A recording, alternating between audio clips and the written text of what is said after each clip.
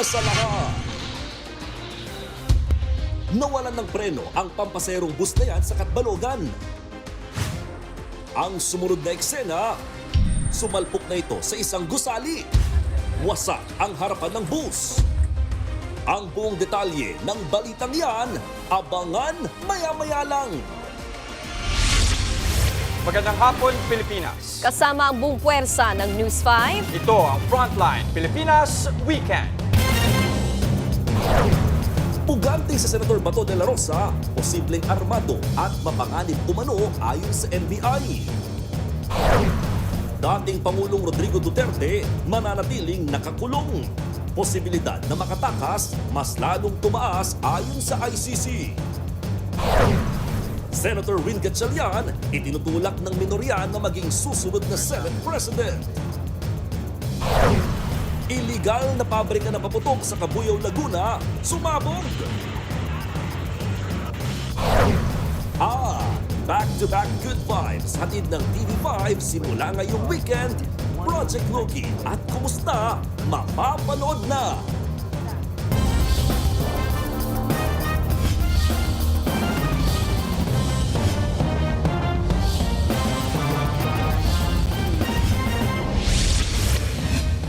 Kasalukuyang nasusunog ang isang residential area sa Parola Compound sa Tondo, Maynila.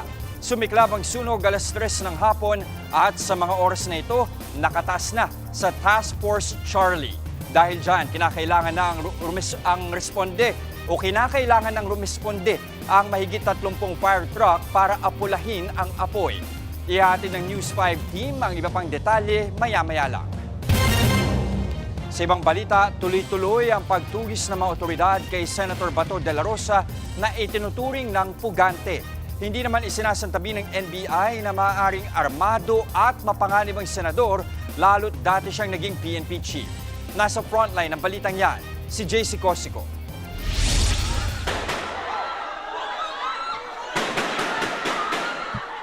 Pagkatapos ng barilang yan, sa Senado noong May 13 huling nakita si Senator Ronald Bato de la Rosa. Ngayon, ipinaaresto na siya ng Department of Justice matapos ibasura ng Korte Suprema ang hiling niyang temporary restraining order laban sa arrest warrant ng International Criminal Court. Ang National Bureau of Investigation hindi inaalis ang posibilidad na armado si de la Rosa, lalo't dati siyang PNP chief.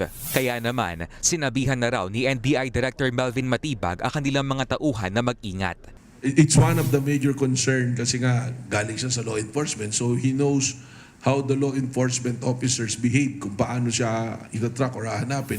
Nag-deploy na ng tracker teams ng NBI para hanapin at arestuhin si de la Rosa. Sa ngayon, wala naman daw record ng Bureau of Immigration na lumabas na bansa si de la Rosa. Backtrack namin from the time that he disappeared sa Senado noong early morning of May 14.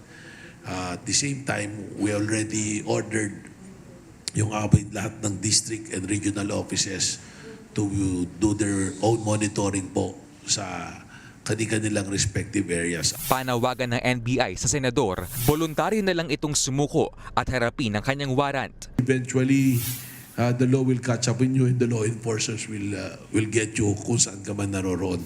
Panawagan ng NBI sa publiko, i-report sa mga otoridad sakaling makita nila si de la Rosa. Pwede raw managot sa batas ang mga tumutulong sa kanya na magtago. May pabirong hirit naman si Matibag sa sinabi ng abogado ni de la Rosa na si Attorney Jimmy Bondok na maaari umanong idaan sa kanila ang ICC warrant ni de la Rosa. Pero mali naman po yung lawyer, sasabihin sa kanya i-serve yung warrant at siya magsiserve. Wala pong ganun. Baka kasi ang iniisip ni attorney is let me be the one to serve the warrant, di ba? Sakaling maglabas naman ng arrest warrant ng ICC laban sa iba pang core-perpetrators o kasabwat ni dating Pangulong Rodrigo Duterte sa war on drugs, handa raw ang NBI na ipatupad yan. We have information that there are several na ma-issuean pa ng warrant ng ICC. Nagbabalita mula sa Frontline, JC Cosico, News 5. Walang nakitang sapat na dahilan ng ICC para palayain si dating Pangulong Rodrigo Duterte. Tuloy at itinakda na ang status conference ng kanyang kaso. Narito ang report. Mananatiling nakakulong si dating Pangulong Rodrigo Duterte sa detention center ng International Criminal Court sa The Hague, Netherlands. Kasunod yan ang ginawang review ng ICC sa detention ng dating Pangulo matapos siyang humiling ng interim release. Batay sa desisyon ng Trial Chamber 3, hindi sapat ang mga argumento ng defense team tungkol sa kalusugan at memory condition ni Duterte para palayain siya.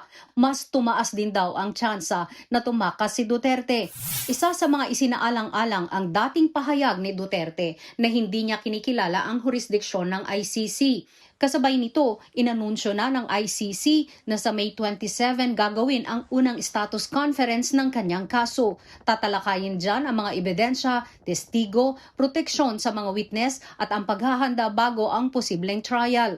Pinayagan naman ang dating Pangulo na hindi personal na dumalo sa naturang hearing.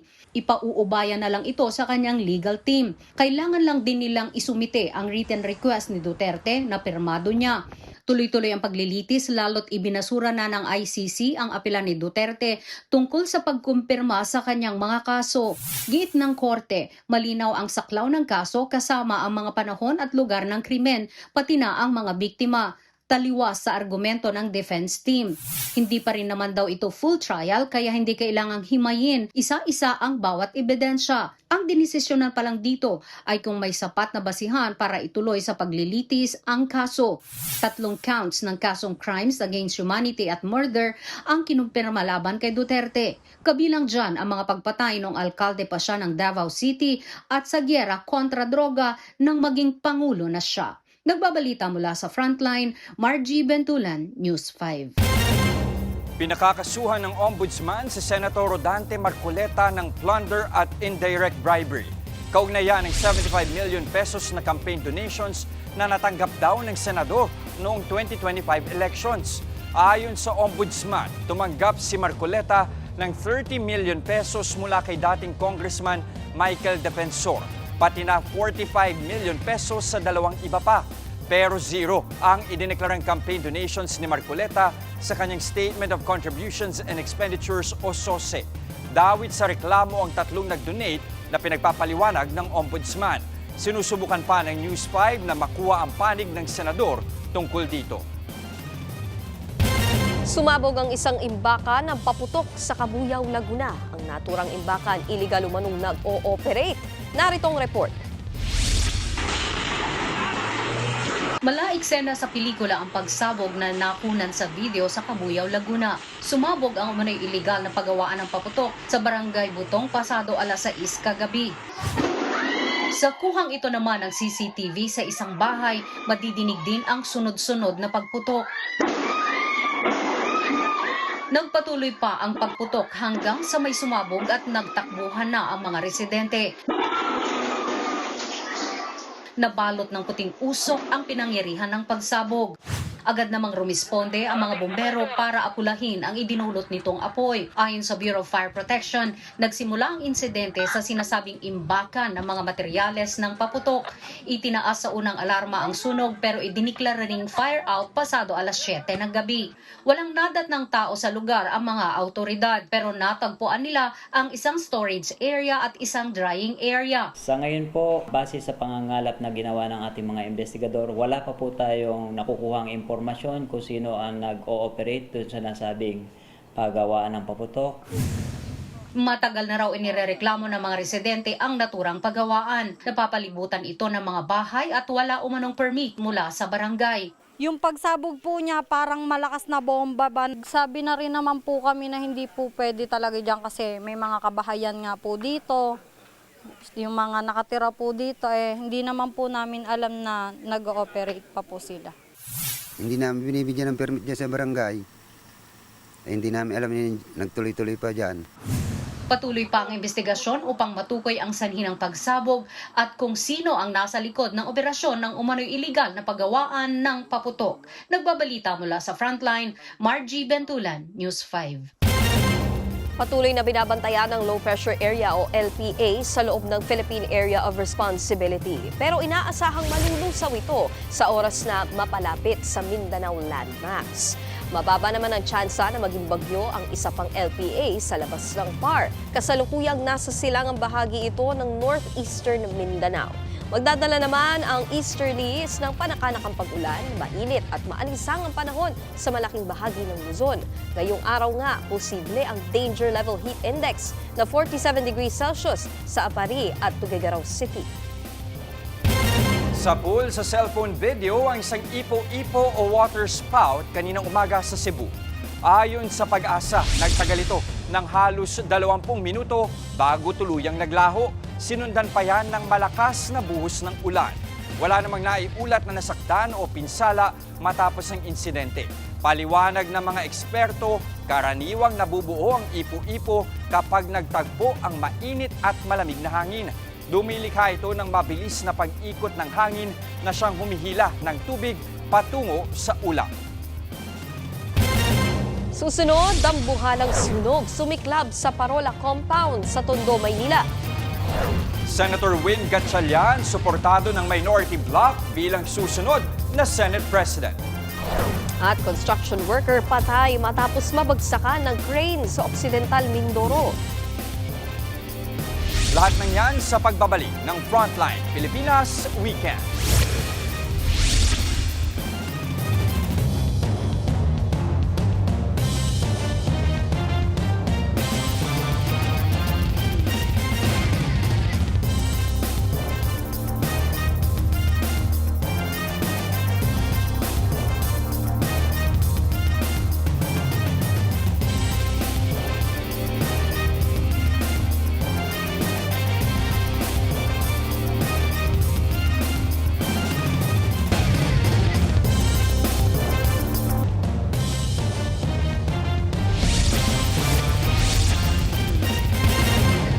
Pansamantalang ipinatigil ng DPWH ang operasyon ng lift contractor sa ginagawang tulay sa Occidental Mindoro.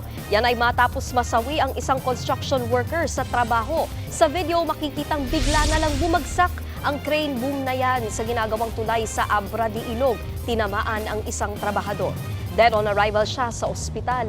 Walang suot na protective equipment o helmet ang 61 taong gulang na biktima nang mangyari ang insidente. Nasa kustodiya ng mga otoridad ang crane operator habang patuloy ang investigasyon. Itinutulak ng minorya na maging Senate President si Senator Win Gatchalian.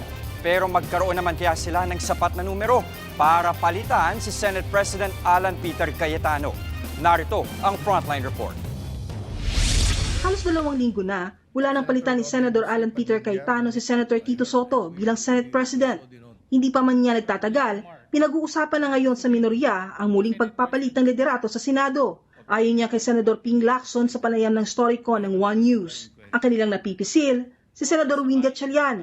Nakabackup daw sa kanya lahat ng 11 minority members para maging Senate President. Ang aming bet na maging Senate President, si Senator Sherwin Gatchalian. Acceptable na siya sa aming 11. 11 kami na steadfast na kami rito. Hindi na ito mababali. Nagpahayag din ng suporta sa isang Facebook post si Senator Kiko Pangilinan kay Gatchalian. Gusto raw ng anyay Solid Block 11 si Gatchalian dahil sa naging trabaho nito sa deliberasyon ng national budget. Dagdag pa ni Pangilinan, kahit nga raw si Senate President Cayetano ay sinabi noon na maaari niyang iboto si Senator Win. Bago yan, una na rin sinabi ni Senator Mig Zubiri kasunod ng paglipat niya sa minorya na si Gatchalian din ang napipisil niya na maging Senate President. May I just say this is my candidate for Senate. 13 boto ang kailangan para makapagluklok ng bagong Senate President. 11 lang ang miyembro ng minority bloc. Pero ayon kay Lacson, si Gatchalian ang best choice sa minority para mahikayat na lumipat sa kanila ang ilan sa majority. Ang tingin namin, si Senator Sherwin, acceptable doon sa pwedeng tumawid. Wala pang komento rito si Gatchalian. Nagbabalita mula sa Frontline, Maluy Chivaria, News 5. Naka-move on na raw si Senator Pia Cayetano matapos maging emosyonal tungkol sa barilan sa Senado. Sa Facebook video ng senador, sinabi niyang kinamusta na siya ng ilang kasamahan sa Senado matapos ang kanyang speech. Matatanda ang napaiyak si Cayetano nang mabanggit na hindi raw sila kinamusta ng ilang taga-minorya matapos ang pamamaril sa Senado. Giit niyang dapat ipadama ang malasakit sa mga mahal sa buhay. Mahalaga rin daw na mailabas ang emosyon bilang tao. That wala sila doon para sa'yo, huwag mong dibdibin. Ilabas mo, sabihin mo. For example, birthday mo, nakalimutan, and you have the right to say na, uy, birthday ko, pinalimutan mo, nagtampo naman ako sa'yo. And then move on ka na. Kasi wala naman kang mapapala na bit-bit mo yun the whole time. Susunod, higit 8 milyong pisong halaga ng shabu na pisto sa motor parts. House Prosecution Panel handa na raw maglabas ng mga ebidensya sa impeachment trial ni VP Sara.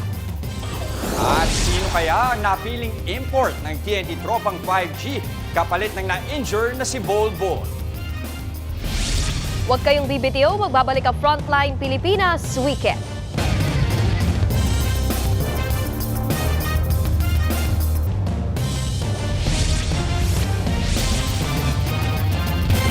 Inaapula pa rin ng mga bumbero ang sunog sa residential area sa Parola Compound, Gate 46 sa Tondo, Maynila. Para sa live update, naroon ngayon si Mobile Journal Alexis Ebwe. Alexis, kamusta na? Anong update dyan sa pag-apula sa sunog?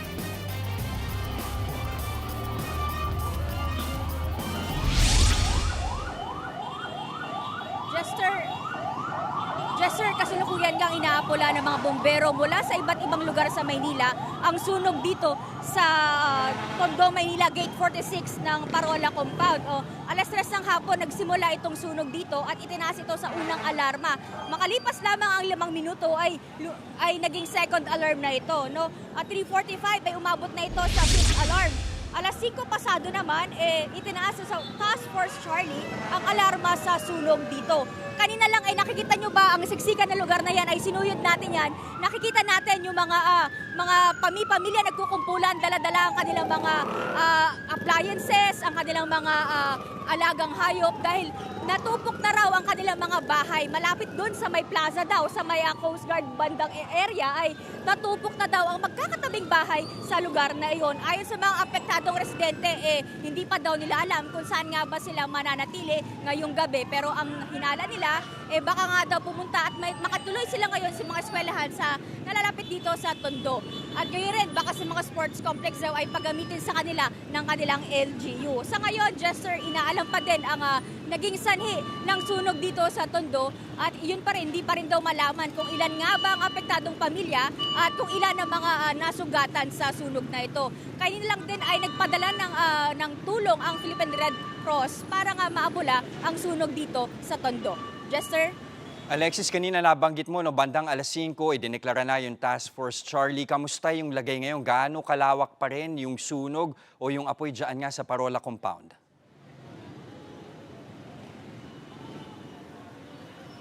Jester, kung nakikita nyo sa aking likuran, nagkukumpulan pa rin ang mga fire trucks dito. Ito ay mula sa iba't ibang lugar ng Maynila. So ibig sabihin ay malala yung sunog. Kanina nakausap natin yung security guard malapit dun sa sunog. Ang sabi niya, nagsimula daw to sa bandang gilid nga ng dun sa may bandang dulo ng Parola Compound. Pero kung makikita nyo sa aking likuran, tanaw nyo ba yung sunog doon? Kasi umabot na doon yung sunog. Kaya hindi natin masasabi kung anong oras ba nila maapula ang sunog dito, Jester. Okay, nabanggit mo rin kanina, sa ngayon wala pang impormasyon o clarity kung saan mananatili yung mga residente, at least sa punto de vista ng mga residente. Pero may nakausap ka bang mga otoridad man lang para malaman natin kung kasi magdidilim na, magagabi na, saan nga ba sila matutulog, lalo na yung mga apektadong residente?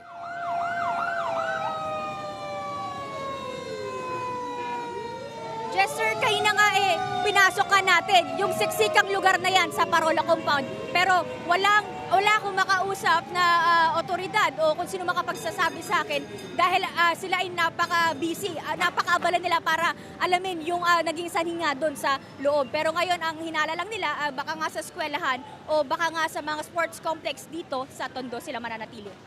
Okay, iba yung pag-iingat sa iyo at sa inyong team at sa mga kapatid natin dyan nag-uulat mula sa Tondo. Maraming salamat, Alexis Ebwe. Nawala ng preno ang isang pampasaherong bus sa Kadpalogan City. Sumalpok ito sa isang usayan. Wasak ang harapan ng JM Liner bus, pati na ang bahagi ng gusali. Pasado alas 10 kaninang umaga nangyari ang aksidente. Binabaybay ng bus ang Socorro Diversion Road nang mawala nito ng preno. Ilang pasahero ang nasugatan na agad dinala sa ospital. Kinukumpirma pa ang bilang ng mga nadamay sa aksidente habang patuloy ang investigasyon. Nabistong may shabu ang isang package ng motor parts na inabandona sa NAIA. Marso pa raw dumating ang shipment na idineklarang auto gear bearings na parte ng machines. Galing ito sa Uganda at isang taga Cavite raw dapat ang kukuha nito. Dahil lang buwan na sa warehouse ng NAIA, ininspeksyon ito ng Bureau of Customs. Dito na bisto ang 1,200 kilograms ng shabu na nagkakahalaga ng higit 8 milyong piso. I-turn over na ang droga sa Philippine Drug Enforcement Agency. Handang-handa na ang House Prosecution Panel para sa nalalapit na impeachment trial ni VP Sara Duterte. Mga witness na close o malapit sa bise, posible raw na ipresenta. Nasa frontline ng balitang yan, si JC Cosico. The House 11 panel prosecution team is ready, more than ready, 150% ready to face the impeachment court and present their evidences. Yan na iginiit ni House Prosecution Panel spokesperson at Lanao del Sur 1st District Congressman Zia Alonto Adyong, kaugnay ng napipintong impeachment trial ni Vice President Sara Duterte.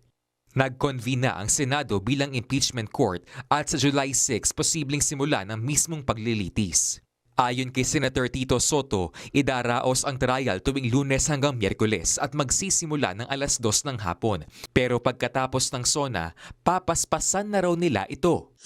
Sinusunod namin kung ano man ang alituntunin na i-adapt ng korte. Da naman kami kung maski anong araw, maski anong oras o gaano kadalas yung magiging impeachment trial. Naniniwala din ang House Prosecution Panel na dapat physically present ang lahat ng mga senator judges sa mismong paglilitis at sa posibleng botohan. Matatanda ang nagmosyon sa Senator Rodante Marcoleta na amyendahan ang Senate rules at payagang makadalo o makaboto online ng mga senador na wala sa sesyon. Because it is indispensable to arrive into a fair judgment for a senator on the merits of the case, without having to physically evaluate and examine the evidences and to direct cross-examine witnesses who would be in the witness stand. This is not just an ordinary legislative function where pwede kang mag-Zoom o pwede kang mag-remotely vote. No? Ito, pinag-uusapan dito, accountability ng isang impeachable officers. Sinigundahan naman yan ng political scientist na si Cliff Argeles. It would be a disservice to their duty as senator judges, no? Kung hindi sila magpa-participate physically and fully doon sa impeachment trial. Dagdag pa ni Adyong, nasa 5 private prosecutors ang libreng tutulong sa House Prosecution Team.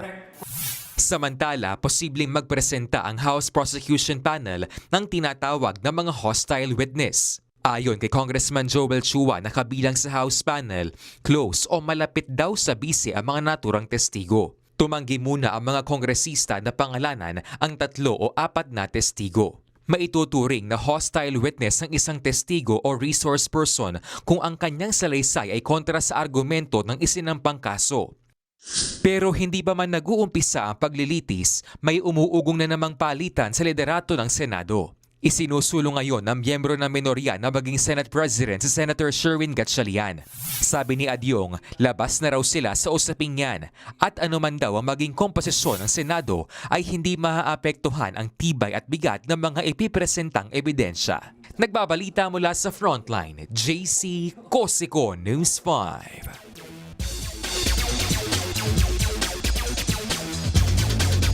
Nakahanap na ng kapalit na player ang TNT Tropang 5G matapos ma-injure ang kanilang import na si Bol Bol. Opisyal nang lumagda ng kontrata si dating UP standout at naturalized player Malik Jup bilang bagong import ng TNT. Naging Filipino citizen si Jup nitong Biyernes sa bisa ng Republic Act No. 1231A. Matatandang inanunsyo ni TNT Team Manager Jojo Lastimosa na hindi na makapaglalaro ang 7'3" star na si Bol dahil sa tinamo nitong partial Achilles tear sa Game 2 ng PBA Commissioner's Cup semifinals kagabi. Naunang pinagpilian ng pamunuan ng 5G sina former NBA players Marquis Chris at Darius Days. Nakuha ng Meralco Bolts ang Game 2 laban sa TNT para maitabla ang serye sa final score na 87-76. Muling mag-aarap ang Bolts sa TNT sa Game 3 ng Best of 7 semifinal series bukas sa Mall of Asia Arena. Susunod, bibida na ang mystery cases sa kapatid serye na Project Loki. Tuloy-tuloy ang balitaan sa Frontline Pilipinas Weekend.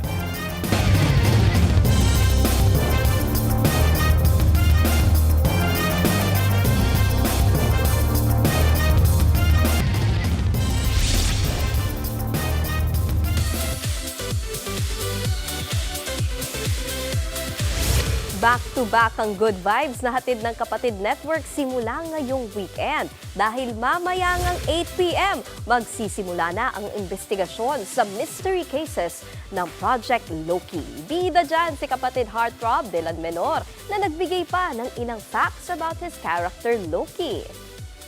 Personality-wise, he is mysterious, he is cold, nonchalant. Pero at the same time, very sharp.